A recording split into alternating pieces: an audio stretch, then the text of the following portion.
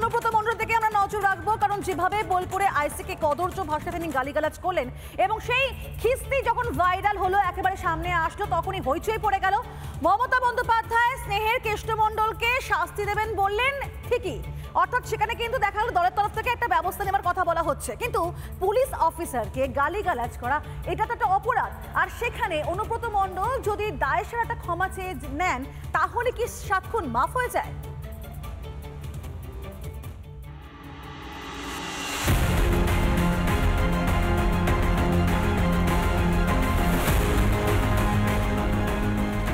টেলিফোনের এক প্রান্তে বোলপুরের আইসি লিটন হালদার, আর টেলিফোনের অপর প্রান্তে তৃণমূল নেতা অনুব্রত মণ্ডল।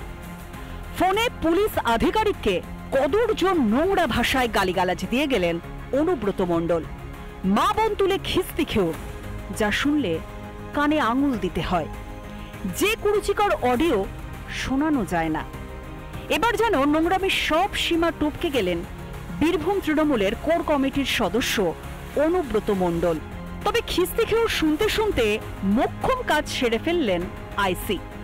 চুপচাপ সেই ফোন কল রেকর্ড করে ফেলেন ওই পুলিশ কর্তা।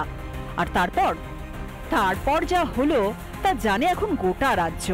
মমতা বন্দ্যোপাধ্যায়ের স্নেহের কেষ্টর নোংরা ভাষা ভাইরাল হতেই চাপে পড়ে তৃণমূল। দলের তরফে অনুব্রতকে নিঃশর্ত ক্ষমা চাওয়ার নির্দেশ দেয়া হয়। মুখে ক্ষমা চাইতে বড্ড লজ্জা কেষ্টর, তাই তো চিঠি দিয়ে ক্ষমা চাইতে হলো অনুব্রতকে। বলছে সবাই নাকি দিদির কাছের মানুষ, তাদেরকে অপমান করার কথা ভাবতে পারি না।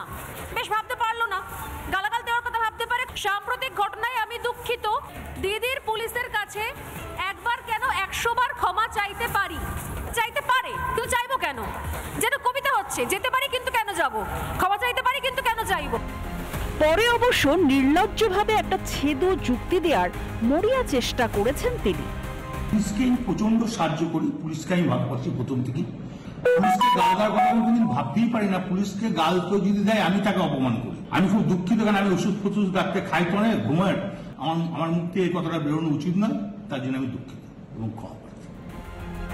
দল বলছে নিঃশর্ত ক্ষমা চাইতে, অথচ মমতা বন্দ্যোপাধ্যায়ের মন্ত্রিসভার গুরুত্বপূর্ণ মন্ত্রী কি বলছেন শুনুন। এই একটা উচকে পাচকা একটা কোনো জেলায় কেউ বললো, সেটাকে নিয়ে হাইলাইট হয়। ক্ষমা চাইলেই তৃণমূল নেতার 7 খুন মাফ। মাননীয় মুখ্যমন্ত্রী অনুব্রত মণ্ডলকে এমন জায়গায় পৌঁছে দিয়েছে, একের পর এক তার বক্তব্যকে ছোট করে দেখানো, হালকা করে দেখানো, মাথায় অক্সিজেন পৌঁছয় না, এই ধরনের কমেডি করা, এই যে সমস্ত কিছু মাননীয় মুখ্যমন্ত্রী করেছেন, তার ফল আজকে আমরা দেখতে পাচ্ছি। ইতিমধ্যেই অনুব্রতর বিরুদ্ধে এফআইআর দায়ের করা হয়েছে।